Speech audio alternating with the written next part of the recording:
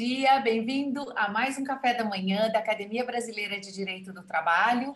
Eu sou Tereza Narras, titular da cadeira número 43 da Academia, e hoje eu tenho o prazer de entrevistar um professor espanhol de Valência, o nosso querido amigo Tomás Sala Franco. A Academia Brasileira, como eu já falei para vocês em outras entrevistas, ela tem alguns membros que são correspondentes internacionais, que são professores de prestígio, que são convidados a fazer parte do nosso grupo da academia, e assim é possível que nós estabelecemos relações e intercâmbios fora do Brasil, até para a gente poder entender melhor como funciona aí o mundo do trabalho, que está cada vez mais global. Professor Tomás Sala Franco, ele é licenciado pela Faculdade de Direito da Universidade de Valência, com prêmio extraordinário da licenciatura, doutor pela Universidade de Bolonha, com prêmio nacional Vittorio Emanuele II em Direito Público. Professor Tomás está há mais de 45 anos na Cátedra de Direito do Trabalho, é professor emérito hoje da Universidade de Valência, com especialidade aí em diversas áreas, direito processual, direito do trabalho, enfim, é, na verdade, uma excelência de saber dentro do universo jurídico trabalhista e internacional. E nos deu a honra de poder fazer esse bate-papo conosco sobre acesso à justiça, que é um dos temas mais polêmicos que a gente vai ter aqui daqui para frente, e nós aqui no Brasil, com a questão dos juízos virtuais e das videoconferências, dos juízos 100% virtuais, nós temos discutido muito essa questão do acesso e as facilidades. Mas também está ligada à questão do acesso os temas relacionados à questão da segurança jurídica, das decisões que os tribunais vêm tomando a respeito de diversos temas. E então, a gente começa aqui um bate-papo com o nosso querido professor Tomás, para entender um pouquinho como é que funciona esse mundo jurídico. Buenos días, profesor. Muchísimas gracias por aceptar la invitación de la academia. Y bueno, empezamos aquí a tratar de algunos temas muy interesantes y que toda la gente plantea, y me parece que la pregunta que viene de todas las personas es cómo tratar de la cuestión de la seguridad jurídica con las decisiones judiciales. Y yo pienso que para el próximo año muchas decisiones judiciales que van a interferir en la vida de la gente. No, que ya no intervenía antes, pero el problema es que de aquí para adelante que vamos a tener muchos temas que son vinculados a la cuestión de los derechos fundamentales, que me parece que hay un cambio de ubicación o de interpretación de estos derechos, y yo pienso que los tribunales serán llamados muchas veces para decidir sobre temas que son temas que van a afectar la vida de la gente en el individual, en el colectivo, quizá cambiando conceptos que ya teníamos más o menos resueltos por decisiones anteriores. Bueno, profesor, te paso la palabra para que pueda hablar un poco del problema de la seguridad jurídica en la formación de las normas laborales y de las decisiones de los tribunales, especialmente de las Supremas Cortes. En primer lugar, muchas gracias, querida Teresa. Y un saludo muy cordial a todos los colegas brasileiros de la Academia. El tema me interesó desde el principio. Como antes avanzabas, llevo muchos años metido en el tema de la justicia laboral y del derecho del trabajo, y observando la realidad llegué a una conclusión, que una justicia lenta no es justicia, que no solo es necesario que la justicia sea de calidad, equitativa, imparcial, sino es rápida en el derecho laboral los intereses de trabajadores y de empresarios son fundamentales, vitales en el caso del trabajador y enormemente importantes para el empresario. Y que un país desarrollado, no solo en lo económico, en lo político, en lo cultural, debe ser también desarrollado en lo jurídico.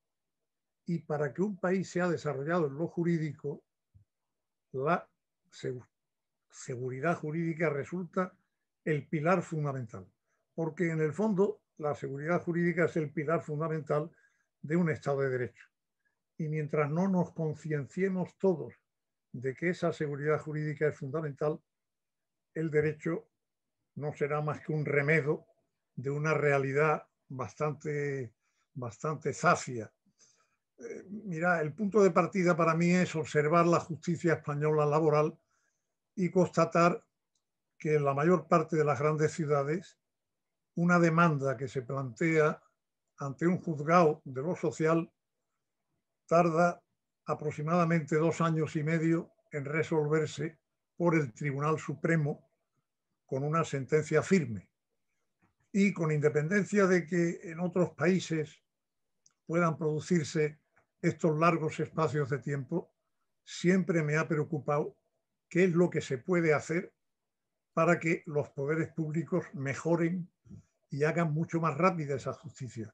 Y ese fue el punto de partida por el que tuve que hacer un discurso aproximadamente hace unos meses en la Real Academia de Ciencias Morales y Políticas de Madrid y defendí que los poderes públicos se preocupan siempre de una pata de las 4 que a mi juicio deben darse para que la justicia sea rápida.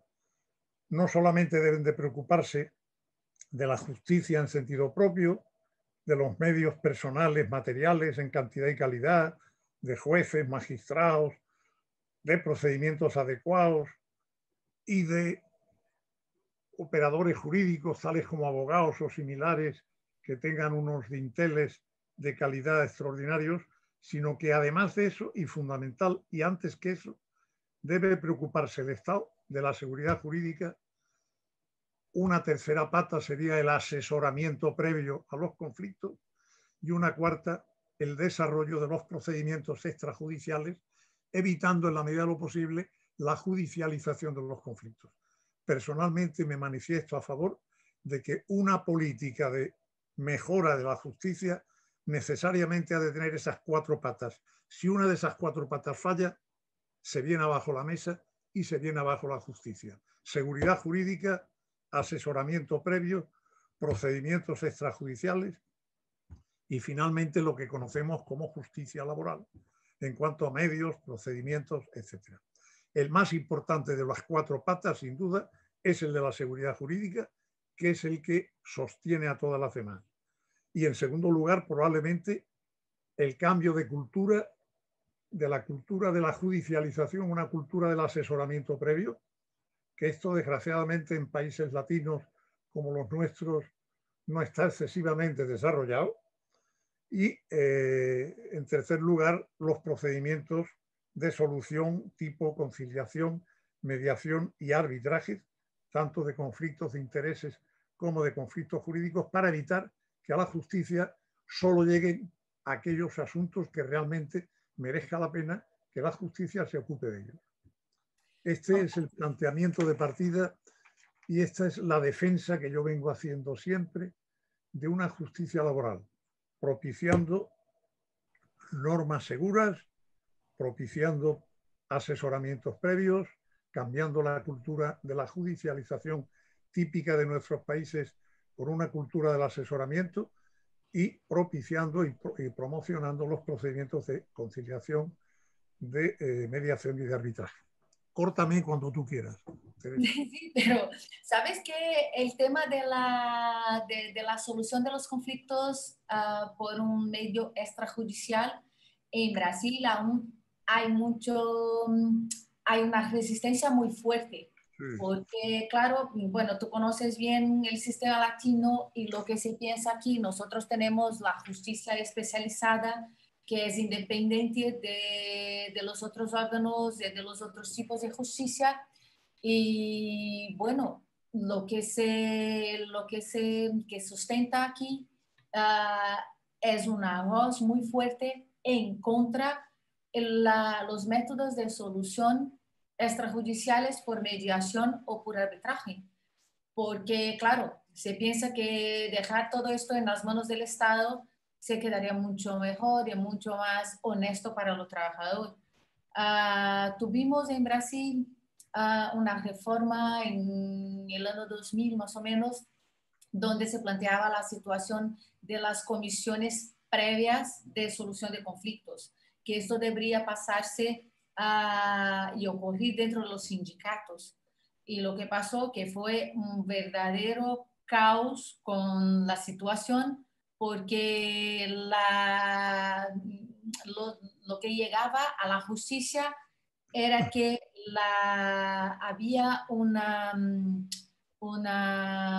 prejuicio muy fuerte para el empleado que se quedaba en las manos del poder económico de las empresas para hacer acuerdos o transaccionar sus derechos y cosas así. Entonces aquí tenemos una resistencia muy fuerte. Pero se puede decir más o menos cómo funciona el sistema español para que se pueda hacer un comparativo de los sistemas, porque en España, hasta donde yo sepa, no hay un juicio, una unidad autónoma como en Brasil, o sea, no hay un poder judiciario laboral. El poder judiciario es solamente uno y está dividido por cámaras especializadas, ¿verdad? Sí, sí. Y los métodos extrajudiciales, ¿cómo funcionarían ahí? O sea, ¿el empleado tiene que ir necesariamente para el judiciario o puede individualmente plantear una solución en una cámara de arbitraje o de mediación? Mira, lo que te diría es que también aquí las resistencias han sido enormes por parte de todos.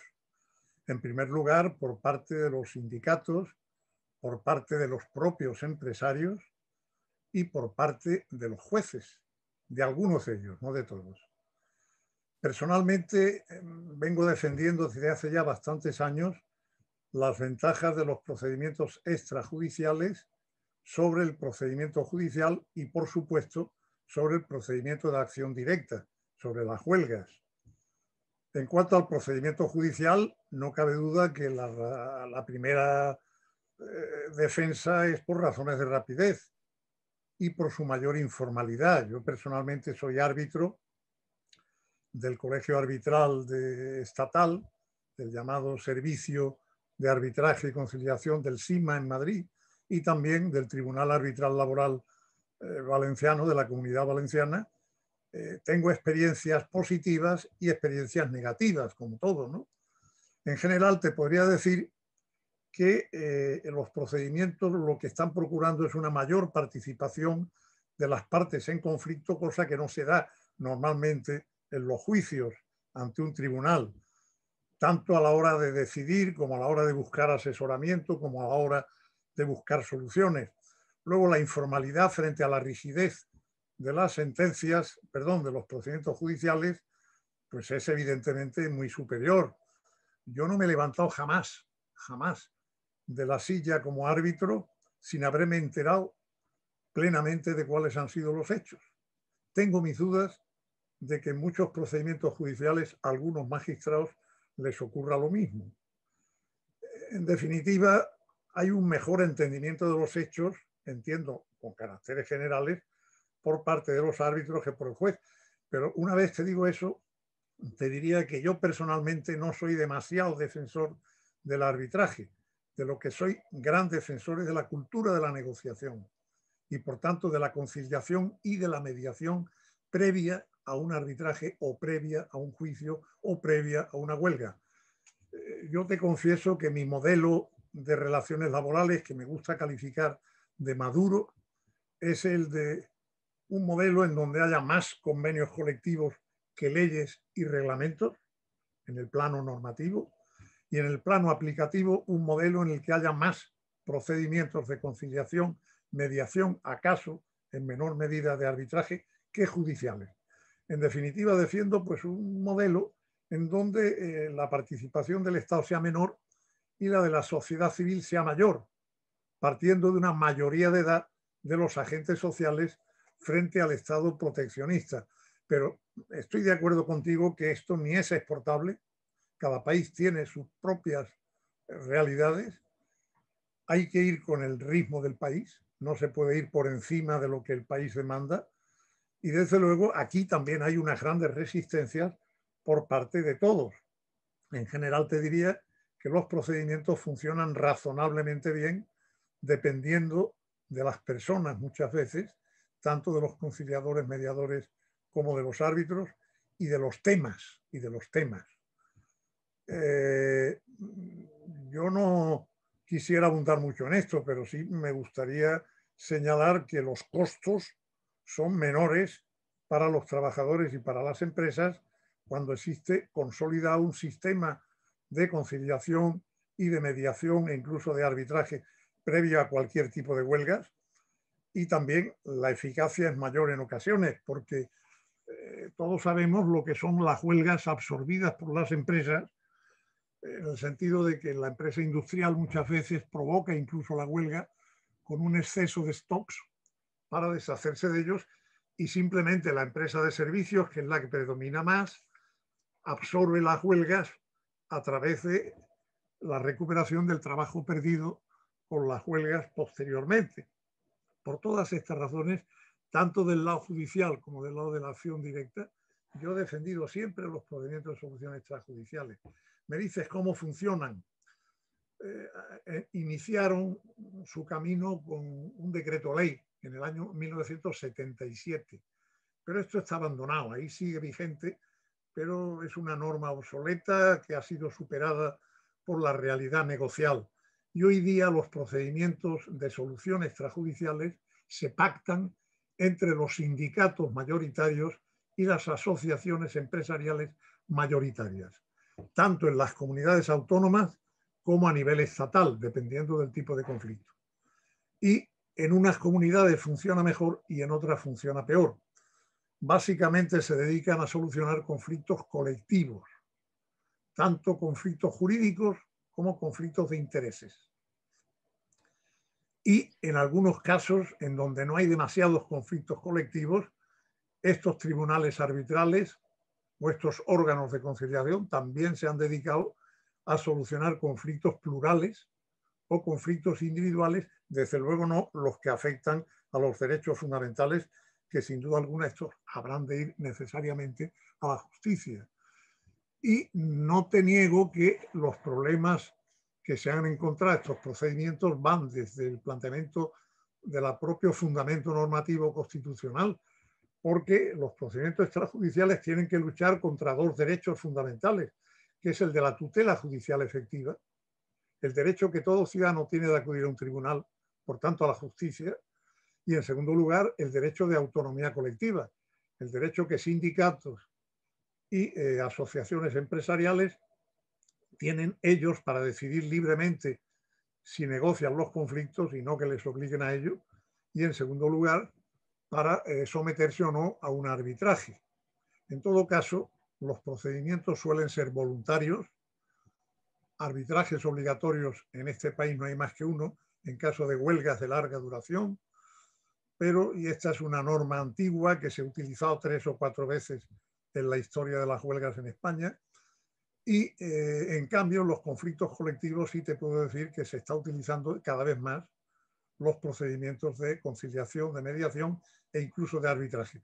Hay un problema de formación de conciliadores y de mediadores, y hay un problema de formación de árbitros, y también te diría yo de los propios abogados o asesores de parte, que están acostumbrados a defender a sus partes en juicios, que saben perfectamente eso que es, que no necesitan saber más que procesal y derecho probatorio, porque jura novit curia, sois vosotros los magistrados los que ponéis el derecho, y por tanto, en cambio, en una mesa de negociación, en una mesa de conciliación o en una mesa de arbitraje, la imaginación jurídica es fundamental, y eso es lo que personalmente, en mi experiencia, te diría que he hecho en falta tanto en los abogados de sindicatos como en los abogados empresariales.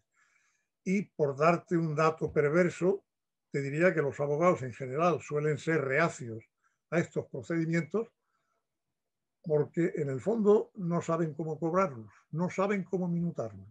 Ellos conocen muy bien la minuta de los procedimientos judiciales, no tanto las minutas de un procedimiento arbitral que probablemente exige mucho más trabajo para ellos que un procedimiento judicial, te diría yo.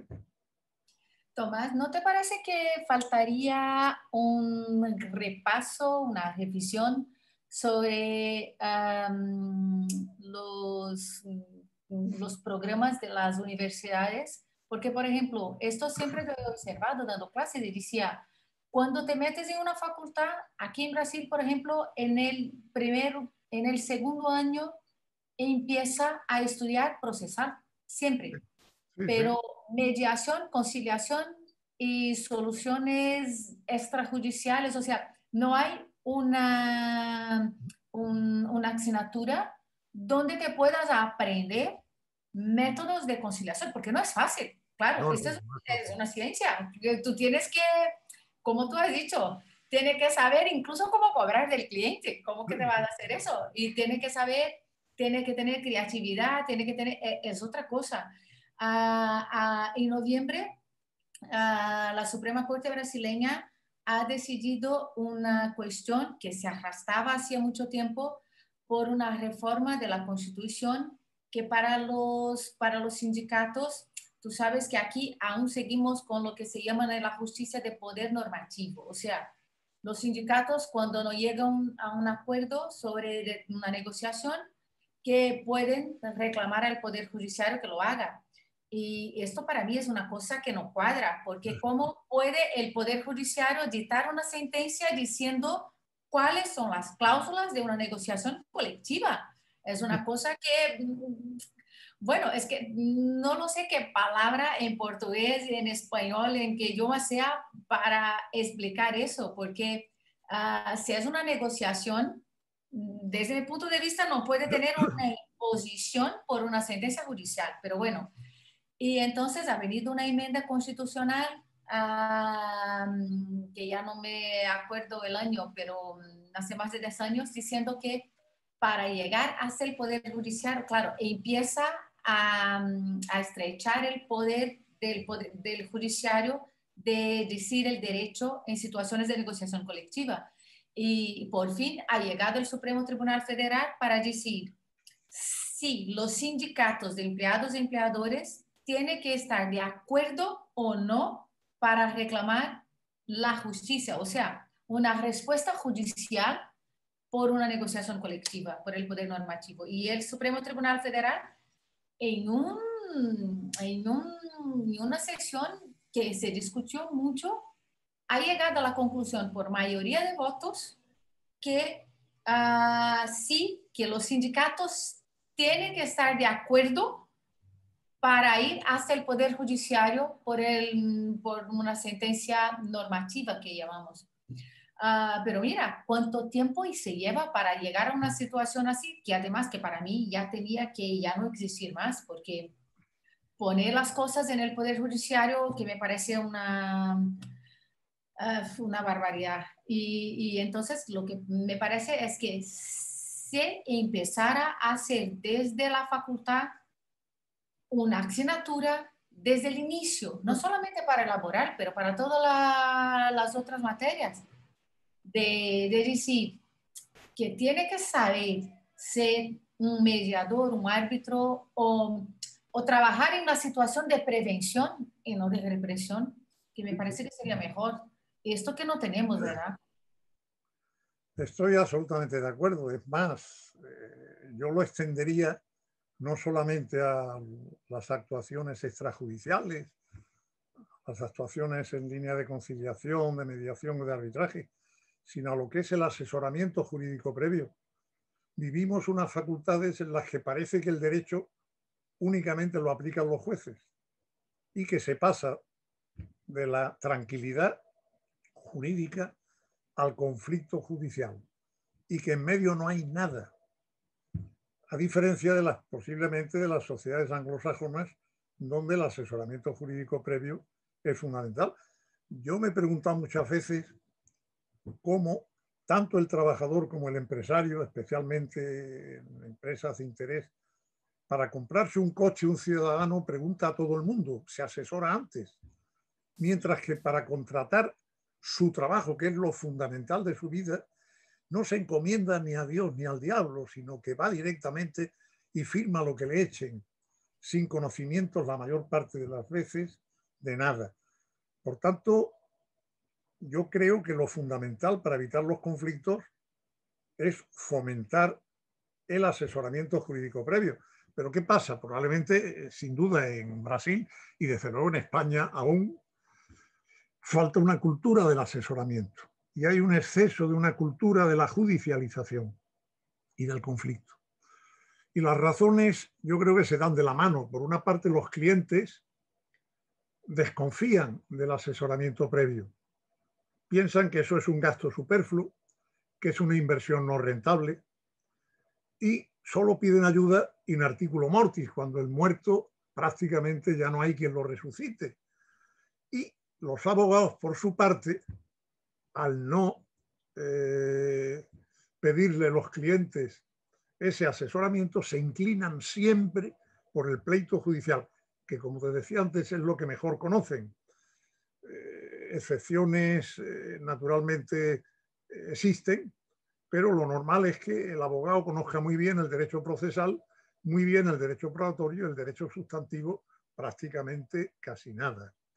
Yo mi consejo siempre ha sido, y en clase lo he practicado con los alumnos, el que en el futuro no vamos a vivir tanto conflictos judiciales, sino asesoramientos, y que hay que cambiar la cultura de la judicialización y del pleito, de la conflictividad, por la cultura de la negociación y del asesoramiento previo. Y que los abogados no tienen por qué ser directores del proceso, sino profesionales que quieren evitar el pleito. Eso es lo que no existe. Son muy pocos los abogados que quieran evitar el pleito. Es más, los abogados a veces fomentan los pleitos acudiendo a distintas instancias. ¿Y cómo se sale de ese círculo vicioso? Tú lo has dicho, en las facultades. Hay que predicar en las facultades un cambio de cultura, de la cultura del conflicto a la cultura del asesoramiento y de la cultura de la judicialización del conflicto a la cultura de la extrajudicialización y de las conciliaciones, de las mediaciones y de los arbitrajes. En España lo que vamos teniendo no son asignaturas propiamente sobre conciliaciones, más allá de algunos temas importantes en todas las asignaturas, en derecho civil, en derecho mercantil, o en derecho internacional, o en derecho laboral también, pero lo que sí se va produciendo son seminarios sobre procedimientos extrajudiciales. El problema es que en materia laboral el tema está regulado, desgraciadamente, con poco acierto y actualmente todo se basa en acuerdos interprofesionales, como te decía, negociados por sindicatos y asociaciones empresariales a nivel de comunidad autónoma o a nivel estatal, en donde son muchos los problemas que se plantean y que no resuelven. Con el nuevo acuerdo se suelen resolver algunos de los problemas que se han planteado de la edición anterior, pero desgraciadamente todavía la regulación de los procedimientos autónomos no es una regulación excesivamente correcta y hay que modificarlo. Estoy de acuerdo contigo. Las facultades son fundamentales. ¿Y tú piensas que este asesoramiento se podría hacer por los sindicatos o por las centrales sindicales? ¿Sería un inicio para eso? ¿O sería mejor que hubiera, por ejemplo, una defensoría pública con una sección especializada para ese asesoramiento? Porque lo que estoy pensando, Tomás, es claro, si la gente tiene una condición financiera mejor, sí que se puede pagar, porque claro, el problema es decir a una persona que recibe un salario mínimo y decirle, bueno, hay que asesorarse antes. Claro, cuanto más limitado el conocimiento para el ejercicio de una función, más bajos serán los salarios y claro, que aquí, por ejemplo, la gente que tiene un salario más pequeño tampoco quiere pagar los sindicatos porque es una parte que le faltaría del salario para suplir una necesidad básica muchas veces. Y entonces que me parece que el tema de la pobreza, claro, el Estado tenía que encargarse de tener, no lo sé, un órgano, un departamento, cosa que pudiera hacer eso, o entonces, claro, hacer esto por los sindicatos o por las centrales. Mira, en España los sindicatos tradicionalmente tienen asesorías jurídicas para sus afiliados, aunque realmente no exageran demasiado discriminando al afiliado del no afiliado, sobre todo determinados sindicatos de clase, me refiero a comisiones obreras o a UGT, pero aún así están limitados a los afiliados y partiendo de la base de que la tasa de afiliación en España no llega a 2 dígitos, es bajísima, pues la mayor parte de los trabajadores en principio no tienen defensa jurídica. Y además se produce otro fenómeno. Ni los sindicatos, y te diría más, ni las asociaciones empresariales son demasiado ricas, tienen demasiados medios económicos y pagan fatal a los asesores jurídicos. Y es algo constatable que todos los asesores jurídicos de todos los sindicatos españoles, comisiones obreras, UGTUs o cualquier otro, han acabado en los tribunales con su empresario, que en ese caso es el sindicato correspondiente. Si nos vamos al lado empresarial ocurre un poco lo mismo. Los abogados de sindicatos y los abogados de la parte empresarial suelen ser abogados que comienzan su andadura jurídica, no tienen demasiados conocimientos, tienen una escasa experiencia, salvando honrosísimas excepciones, que siempre las hay, naturalmente. Yo me inclinaría también por una defensoría jurídica con cargo al Estado, que fuera realmente importante, que estuviera bien financiada y que efectivamente diera servicio a toda la ciudadanía, no solamente a los afiliados. A mí las asesorías jurídicas de los sindicatos no me convencen. Es más, te diría que están casi desapareciendo. Hay cantidad de asesores que empezaron como asesores jurídicos de los sindicatos que al final se independizaron y se dedicaron al ejercicio profesional libre. Pues ni una cosa ni otra. Una defensoría jurídica con cargo al Estado sería probablemente una solución. De eso no se habla, ¿eh? Sí, de eso no se habla y aquí tampoco se habla. Es que la verdad es que es que me parece que el Estado muchas veces tenía que pensar como una empresa. O sea, ¿cómo que puedo ahorrar dinero con situaciones que son preventivas? Y claro, esto sería, pero a largo plazo, claro. Si tú empiezas con una asesoría jurídica para sacar las cosas del Poder Judiciario, aquí el Poder Judiciario gasta una pasta todo el año para mantener toda la estructura que tiene. Claro, si pudiéramos tener un sistema previo, esto de aquí en 10 años, 20 años, que representaría un ahorro de dinero grandísimo para el Estado. Es lo que llamamos de una política más inclusiva, más sustentable y que se puede dar continuidad a las cosas. Es que parece que la gente que piensa para el plazo de 2, 3 años y estas cosas no se construyen en poco tiempo así, ¿verdad? Estoy de acuerdo, Teresa. La mentalidad cortoplacista es algo que compartimos probablemente en muchos países y que resulta ampliamente criticable. Te diría más, hay dos ideas, una de ellas las has lanzado ahora tú y en las que yo vengo defendiendo desde hace años aquí en España.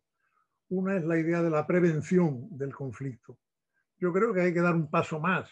Los conflictos no solo hay que solucionarlos, hay que prevenirlos. Y es curioso cómo cuando surgen en España los procedimientos extrajudiciales de solución de conflictos, se plantea un debate sobre si a través de la conciliación, mediación y sobre todo a partir del arbitraje se puede prever los conflictos y no solo solucionar los conflictos reales, identificando al árbitro con un juez que obviamente no puede conocer de conflictos potenciales, puesto que está para juzgar y hacer ejecutar los juzgados sobre la base de un conflicto real. En cambio, los procedimientos extrajudiciales, bien organizados, tendrían esa finalidad que no puede cumplir nunca la justicia, que es la finalidad de prever los conflictos. Gracias a Dios, en los últimos años los procedimientos extrajudiciales en las comunidades autónomas van entrando y van admitiendo la prevención del conflicto en las tareas arbitrales y en las tareas de los tribunales de conciliación y mediación. Y la otra idea que has lanzado es algo que yo vengo demandando siempre a mis amigos los economistas, y es que hagan un estudio serio sobre el costo económico de la inseguridad jurídica y de la falta de asesoramiento jurídico previo y de la conflictividad y de la judicialidad del conflicto en definitiva, porque nos llevaríamos grandes sorpresas. El costo económico es brutal, es brutal. Claro, claro. Que la verdad empezamos, lo que veo aquí, por ejemplo, las discusiones, estamos discutiendo la forma alternativa de solución de conflictos. Y entonces, claro, siempre batemos en arbitraje, mediación. Ahora en este momento de COVID, los tribunales brasileños han creado los juicios de mediación dentro del Poder Judiciario. O sea, si tú tienes la intención de hacer un acuerdo, hay que proponer una demanda. Mira, ya te movimentas toda la máquina judicial. O sea, ya te gasta una pasta con esto. Entonces, que te propones una demanda y que va para un juicio de mediación dentro del Poder Judiciario, que trabajan ahí, funcionarios públicos que trabajan ahí, jueces de carrera. O sea, que de verdad que la iniciativa está genial, es muy buena, pero yo de verdad no veo ningún tipo ¿cómo te voy a decir? De vantaje en esto, porque además que tú tienes que utilizar toda la máquina judicial como lo mismo. Y claro, y si la gente no hace un acuerdo aquí, que tiene que volver para la forma de solución contenciosa. Y muchas veces se hace el acuerdo ahí, en el juicio contencioso. O sea, es como si tú repartise el Poder Judiciario en dos manos. Una para mediación y la otra para la judicialización. Pero está todo en el mismo sitio. Y lo que me parece es que teníamos que plantear el tema no de la manera de solución de conflictos, pero de prevención de conflictos. Prevención. Totalmente de acuerdo. El nombre es otro, el objetivo completamente distinto. Antes planteabas un tema que se da en Brasil, que aquí ese tema tan claramente no se da. En algún conflicto colectivo nos encontramos con sentencias de los tribunales que tienen un efecto normativo, pero realmente las sentencias son aplicables en principio a las partes que han planteado el conflicto. Sin embargo, yo tuve una experiencia como árbitro en Madrid en el sector farmacéutico en el que llevaban 7 años intentando llegar a un acuerdo sobre el convenio colectivo de las farmacias en España, un convenio de ámbito estatal, y no llegaban a un acuerdo. Acudieron al procedimiento extrajudicial, en mediación, conciliación, tampoco se pusieron de acuerdo y decidieron llamar a un árbitro, y en este caso me llamaron a mí. Y lo que me pidieron, y es algo que es el único caso que yo conozco en España, ni de justicia ni de árbitros, que les hiciera un convenio colectivo, que el convenio colectivo, que el laudo arbitral consistiera en el nuevo convenio colectivo de farmacia. Yo me asusté al oír esa pretensión y les dije, eso no es posible, la autonomía colectiva no se delega en nadie, mucho menos en un juez, tampoco en un árbitro. En todo caso, yo a lo que me comprometo es a sentarme con ustedes y a intentar que ustedes se pongan de acuerdo sobre 20 cuestiones que tenga, o 20 puntos que tenga el convenio colectivo, intentar que ustedes se pongan de acuerdo en 10 o 12 o en 18, en el máximo posible. Y en aquello en lo que ustedes no se pongan de acuerdo, entonces entro yo como árbitro. Y así hicimos. el primer convenio colectivo estatal de farmacias lo hice yo en España. Y Qué lo hice bueno. sobre la base de una petición absurda, tanto de los sindicatos como de la patronal, de que le resolviera un conflicto que venía enconado de hacía 7 u 8 años con anterioridad. Y decías tú que la justicia resuelve los conflictos dictando normas. A mí esto me parece una aberración desde el punto de vista del Estado de Derecho. La división de poderes exige que el Poder Judicial haga su faena, que el Poder Legislativo haga la suya y que el Poder Ejecutivo haga la suya.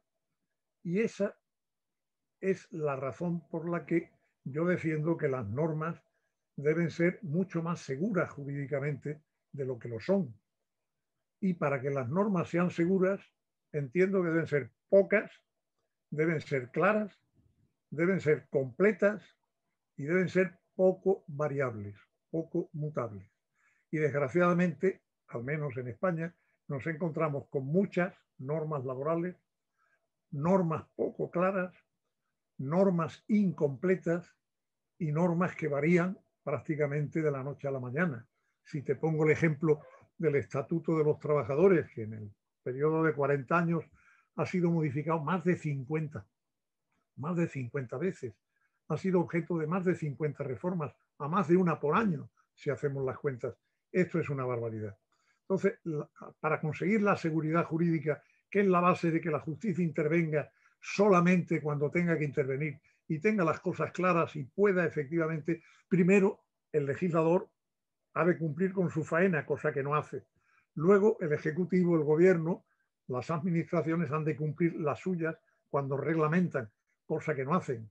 Y luego las partes que negocian deben negociar también correctamente y si acaso el propio empresario y trabajador individual deben firmar un contrato que claramente establezca las condiciones de unos y de otros.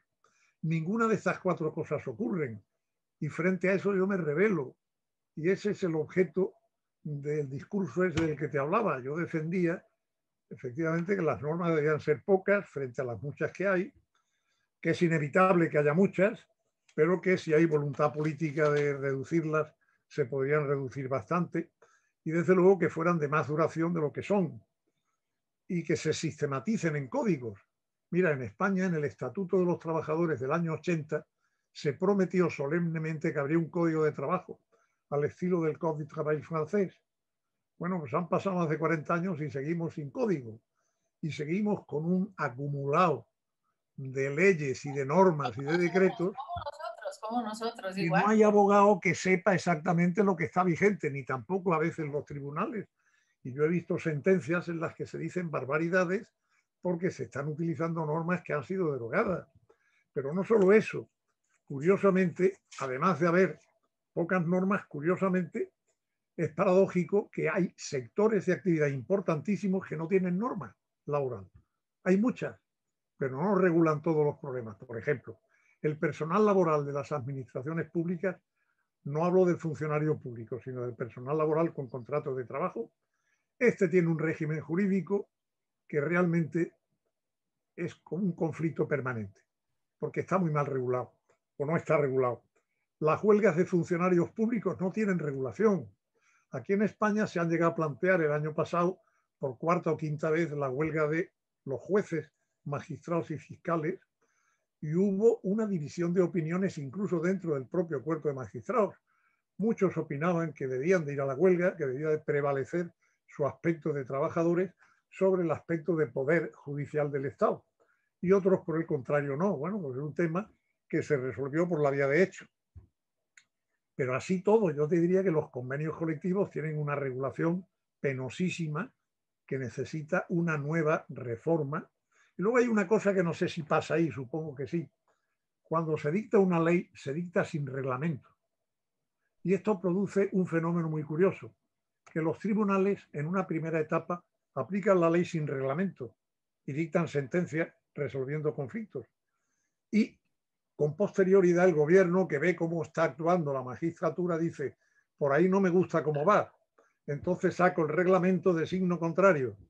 Y hay una segunda etapa por parte de los tribunales que aplican las leyes con el reglamento y en un sentido distinto. Para mí eso atenta a la seguridad jurídica, pero no solo a la seguridad jurídica, a la igualdad entre los ciudadanos ante la ley. Esto me parece elemental. Y además se le obliga seguramente a los tribunales a hacer eso que me decías que hacen los tribunales brasileiros, que es dictar normas laborales. A mí esto me parece que no debería ser así, que los tribunales no están para eso, que para eso está el legislador. Pero claro, es que las normas se hacen de una forma increíble. Si quieres, continuamos sobre ese tema o no. Plantea tú lo que tú quieras. Aquí se ha puesto de moda, Tomás, el tema de lo que llamamos, y yo pienso que en español es lo mismo, del activismo judicial, que es esto. O sea, en los huecos del legislador, el poder judiciario, el conflicto está por ahí, claro, el juez lo mira y no, que tengo que decidir esto de alguna manera, pero no hay una base legal para eso, y entonces, ¿qué voy a hacer? Es dictar la norma jurídica. Esto que causa una inseguridad brutal. En la reforma laboral de 2017, lo que tuvimos aquí es que el legislador ha puesto un artículo en la CLT diciendo el juez no puede hacer normas jurídicas, o sea, no puede hacer ley. Claro. O sea, tiene que solamente interpretar la ley. Y entonces decir, bueno, esto que está, empezó ahí una nueva discusión sobre los límites que ha intentado poner el legislador, porque en una redacción de un artículo muy mal escrita, que aún a esto, claro, el legislador tiene que saber escribir. Se lo pone mal, el portugués o los puntos o la gramática es mucho peor. Y entonces, y lo más curioso es que tú hablas de España y es como si estuviera hablando de Brasil, porque tenemos la misma situación y los mismos problemas jurídicos. Y entonces el legislador brasileño está diciendo que vamos a hacer la reforma brasileña mirada en la reforma española, que claro, y entonces acabamos que tenemos los mismos problemas aún un poco más grandes. Y me parece que lo que se estableció en el Código Procesal de 2015, que tuvimos una reforma grande del procesal civil, es que se ha puesto un reglamento especial para la cuestión de los precedentes normativos. Y los precedentes normativos, claro, que son dictados por los tribunales superiores, para interpretar las normas jurídicas y, claro, y evitar que cada estado brasileño lo diga de una manera. O sea, hay una interpretación general para todo Brasil y los tribunales, primera y segunda instancia, más o menos tienen que seguir lo que está diciendo el tribunal. Bueno, seguimos con en este momento de una formación de una jurisprudencia, que sea una jurisprudencia, o ¿cómo te voy a decir? Uniforme, una jurisprudencia más o menos igual una jurisprudencia que sea igual para toda la situación. Lo problema que tenemos ahora es que la Suprema Corte diverge mucho en las materias. Y entonces, claro, si la Suprema Corte no se pone de acuerdo, ¿cómo que vamos a poner de acuerdo los demás? Entonces es como un efecto dominó, ¿sabes? Que las cosas, lo que me parece es que tenía que meter toda la gente en una sala, cerrar las puertas y decir, a ver, salgan de ahí cuando tuvieran una decisión igual para todo. O sea, o al menos un posicionamiento que pueda dar a la gente seguridad jurídica. Y después hacer la pregunta, ¿a quién interesa la inseguridad? Ya. Porque eso interesa a alguien. Pero mira, tú hablabas del activismo jurídico, eso por los lares europeos hace muchos años, cuando yo estaba en Italia haciendo mi tesis doctoral, se hablaba mucho del famoso uso alternativo del derecho por parte de los jueces, que en el fondo es eso, el activismo judicial. Es decir, eran momentos en los que, además esto lo inventó claramente Stefano Rodotà, lo del uso alternativo del derecho, era un filósofo del derecho italiano de la época, que era, por así decirlo, ideólogo del Partido Comunista, del PC. El Partido Comunista, como sabes, durante muchos años no podía acceder al gobierno. y desde el poder legislativo del Parlamento tenía escaso poder para que las normas fueran normas acordes con su planteamiento.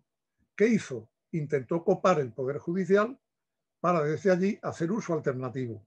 En el fondo, crear normas en todo aquello en donde no estuviera claro. Y si me dices que los brasileiros y los españoles hacemos mal las leyes, ¿para qué hablar en el caso de las italianas, que son leyes kilométricas y que Claro. muchas veces son tremendas, tremendas?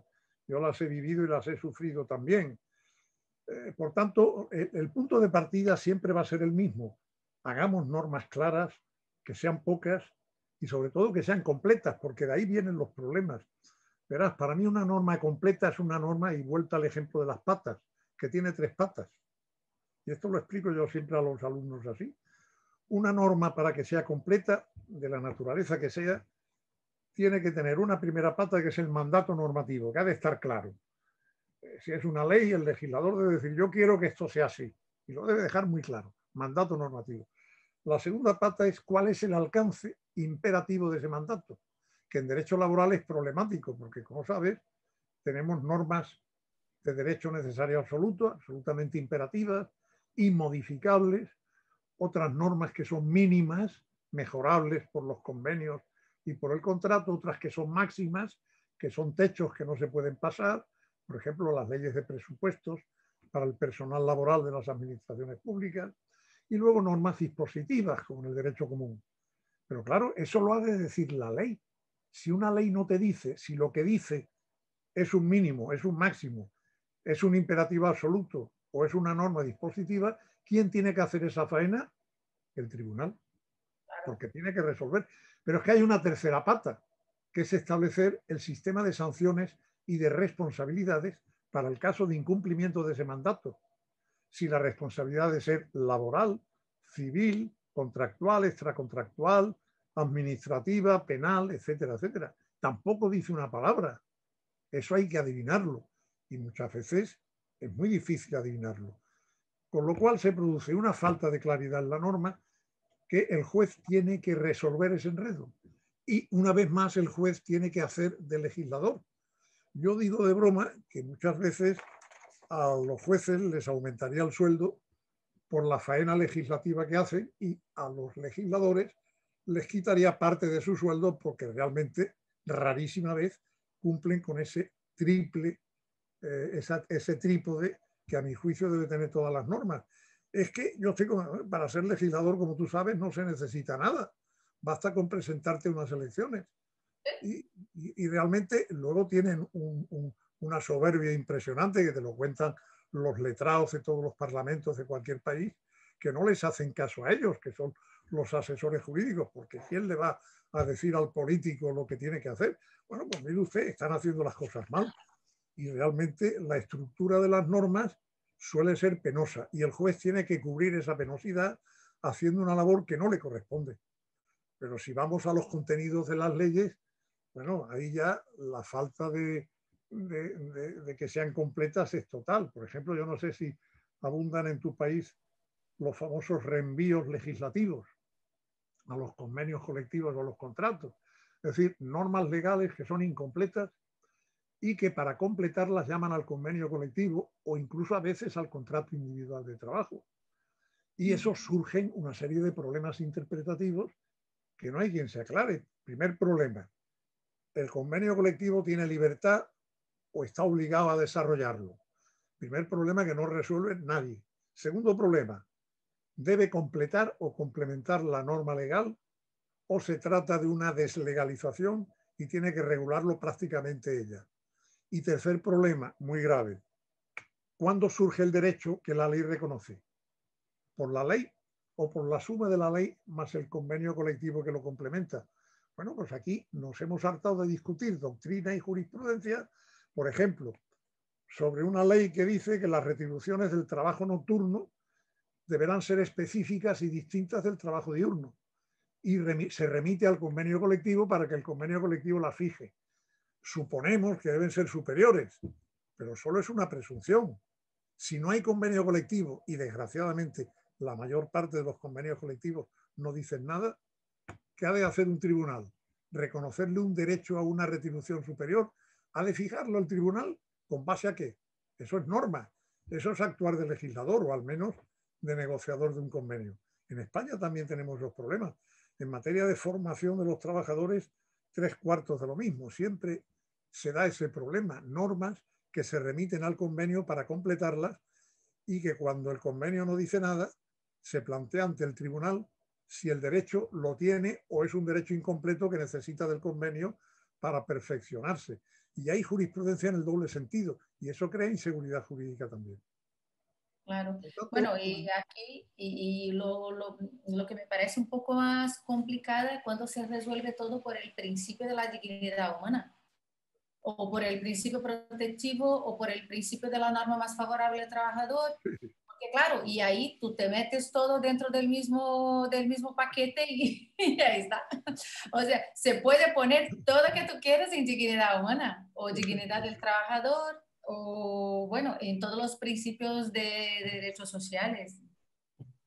yo no sé si será entre vosotros otro fenómeno que yo denunciaría también, que es muy frecuente entre nosotros. No hay ley que no tenga una disposición adicional en la que se crea una comisión tripartita, hablo de leyes laborales, formada por representantes de los sindicatos mayoritarios, de las patronales mayoritarias y del gobierno, para todos los años reunirse y valorar la eficacia aplicativa de esa ley. Bueno, en la práctica, ¿qué ocurre? O que no se reúnen, o que si se reúnen jamás llegan a un acuerdo y que no hacen jamás una propuesta a nadie. Y en otros países, por ejemplo en Francia, en Australia, en Nueva Zelanda, en Alemania, hay una norma que exige del Parlamento que todos los años, yo no sé si en Brasil la tenéis, en España no la tenemos, una norma que exige del Parlamento que todos los años, a fin de año, se reúna el Pleno para valorar la eficacia de las normas que se han aprobado ese año, y entre ellas las normas laborales. Eso desde el punto de vista de la transparencia Claro. legislativa es fundamental. Bueno, pues en España no lo tenemos. Somos muchos los que estamos demandando que eso se lleve al Parlamento, que eso es más importante que se insulten los parlamentarios con el espectáculo que estamos viviendo ahora, por ejemplo, con la pandemia, ¿no? Eso es mucho más importante a efectos prácticos. Pero mira, desgraciadamente los ciudadanos tenemos poca voz y lo más que podemos hacer es simplemente criticar lo que está ocurriendo. Pero todo eso forma parte de la seguridad jurídica. Son pequeñas cosas que las sumas todas y te dan un magma que hace que el tribunal, que el juez, que el magistrado tenga que pisar sobre zonas inseguras. Y como tú dices, muchas veces creando normas, no tanto como en el caso vuestro, porque no se va directamente, oiga, que me haga usted un convenio, oiga, que me dicte usted una norma, pero prácticamente a veces es muy parecido. Y eso Sí. es aberrante. Tomás, ya estamos a casi una hora y te pediría para una palabra final, a ver si te parece que esto ayudaría para quizá, no te digo para resolver, pero para ayudar con una solución a seguridad jurídica. La cuestión de los juicios supranacionales. O sea, se plantea una posibilidad de tribunales sociales supranacionales.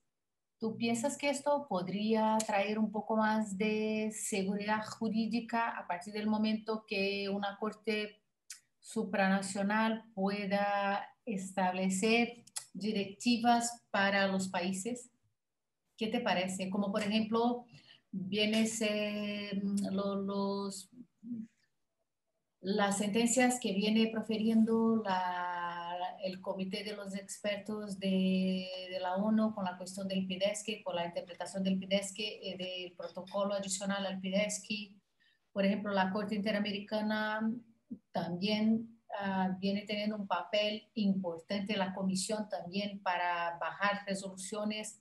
Claro, el problema es que las decisiones son generales, pero ¿tú piensas que sería una manera de que esta omisión de los países pudiera ser, no lo sé, suprimida? Mira, útil podría serlo. Lo que dudo mucho es que los estados sean capaces de abdicar de principios tan fundamentales como es la tutela judicial efectiva nacional y ceder soberanía, en definitiva, normativa o judicial, a ningún órgano internacional. Nosotros tenemos dos experiencias. El Tribunal de Justicia de la Unión Europea, que conoce de las cuestiones prejudiciales que se plantean por los tribunales españoles y fundamentalmente por el Tribunal Supremo y por otros de rango inferior, para que dé pistas sobre la solución, dependiendo de si hay una norma comunitaria clara, rotunda y que no admite discusión. En ese caso, las sentencias del tribunal deben ser respetadas por los tribunales nacionales, pero la mayor parte de las directivas son de una enorme ambigüedad, suelen dejar en manos de los Estados miembros cantidad de aspectos, con lo que la sentencia lo único que suele hacer es producir un caos jurisprudencial importante. Te voy a poner un ejemplo. El problema que tenemos ahora en España y en general en toda la Europa comunitaria es que con una gran alegría se dictó una directiva sobre transmisión de empresa aplicable al sector público, a las administraciones públicas, en el que básicamente se debe decir que cuando se sucede una contratista por otra contratista o una contratista y recupera el Estado la función o el servicio público que previamente se había descentralizado en una empresa contratista, los trabajadores de esa empresa contratista debe el Estado, la administración pública, respetarlo en los mismos términos que tenían en la empresa privada contratista. Eso que está produciendo en España al menos, que gente que proviene de la empresa privada contratista, que ha gestionado servicios públicos descentralizados durante muchos años, cuando llega la hora de la reversión administrativa de ese servicio público, la administración tiene que aceptar que esos trabajadores son trabajadores fijos de plantilla de la administración pública española. Y eso choca con nuestra Constitución, con el principio de igualdad de acceso, el principio de capacidad, mérito y de necesidad de prueba objetiva, porque estos han entrado a dedo en la empresa contratista. Y si por aplicación de una directiva comunitaria el Tribunal de Justicia me obliga a aceptar a esos trabajadores como fijos de plantilla, estamos haciendo algo que no es tampoco demasiado sagrado ni santo. Todo tiene sus problemas. También acudimos mucho al Tribunal Europeo de Derechos Humanos, en algunos casos con la Carta Social Europea. Estos son los ejemplos que tenemos. Uno de tipo comunitario en el que ha habido cesión de soberanía. En el otro no hay cesión de soberanía. En el otro lo que ha habido es un tratado que ha sido ratificado por el Parlamento español y que las funciones son mucho más tenues, las del Tribunal Europeo de Derechos Humanos, más allá de lo que supone de aldabonazo o de crítica en muchos casos al funcionamiento de la justicia española o de la justicia de cualquier otro país. Utilidad tienen, pero ojo, primero porque hay los Estados miembros son muy reacios a ceder soberanía y cuando la ceden, si no se cede correctamente, puede eso provocar problemas por abuso de competencias por parte de la comunidad o de la organización supranacional, en nuestro caso de la Unión Europea, sobre el tema que te planteaba. Y en el caso vuestro, que no tenéis una comunidad europea o algo parecido, sería lo más parecido al Tribunal Europeo de Derechos Humanos sobre la base de una carta internacional y de tratados firmados por vosotros. Eso tendría un efecto ejemplificativo, pero dudo mucho que un efecto jurídico dominador, y habría una reacción por parte de los tribunales nacionales a hacer caso a esos señores que se sientan Dios sabe dónde ni que intentan decidir sobre lo nuestro. Y depende de la psicología, claro, esto es así, ha sido así y sigue siendo así, desgraciadamente. Bueno, Tomás, te agradezco muchísimo por esta charla y al menos no lo sé si llegaremos a una solución, pero quizá podemos plantear una idea para la gente, para que pueda empezar a pensar en cambiar el sistema, claro, para que podamos tener más efectividad con la justicia en general, no solamente las decisiones que son proferidas dentro del Poder Judiciario, pero para evitar que se llegue al Poder Judiciario. Esto sería el ideal. Y así teníamos una sociedad con menos litigio, con menos, bueno, con menos conflictos. Te doy muchas gracias en nombre de la academia y te dejo con las palabras finales. Claro que esta es solamente la primera porque tenemos un montón de temas para tratar por aquí y traemos a este público que nos asiste toda la semana. Muchísimas gracias. A vosotros, muchas gracias a vosotros y una vez más un recuerdo muy cariñoso a todos los confrades, llamáis, de la academia y a cualquiera que pueda escucharnos. La solución está en la educación y en la formación. Esta es la base de todo y desgraciadamente es algo que no interesa demasiado desarrollarla. Esa es la clave de todo lo que hemos hablado y debajo de la seguridad jurídica está la formación de todo el mundo para poder sentarse en una mesa a negociar y llegar a acuerdos y para que las leyes se hagan más correctamente, para que los reglamentos no superpongan a las sentencias, para que las sentencias sean más correctas y para que los abogados no tengan aversión a algo que sea distinto de lo que han hecho toda la vida por pura inercia. Claro. Y Bueno, nada más, muchas gracias a vosotros, Teresa, y perdona por... no, pero genial, genial, genial. Que repetimos, ahora que ya sabemos más o menos manejar este sistema y aún nos falta hablar para una próxima charla que ya te dejo para reflexionar un poco y pensarnos sobre esto, que es el desdobramiento que son los juicios virtuales, que cada vez que crece más, y aquí en Brasil ya estamos, que puedo decir, bien desarrollados con este tema y que es una posibilidad también de permitir el acceso a la justicia, pero solamente a la justicia, al poder judiciario y quizá transportar eso para fuera del poder judiciario, que sería mucho mejor aún. Muy bien. Bueno, muchísimas gracias, Tomás. A ti, Hasta luego. Teresa. Adiós. Adiós.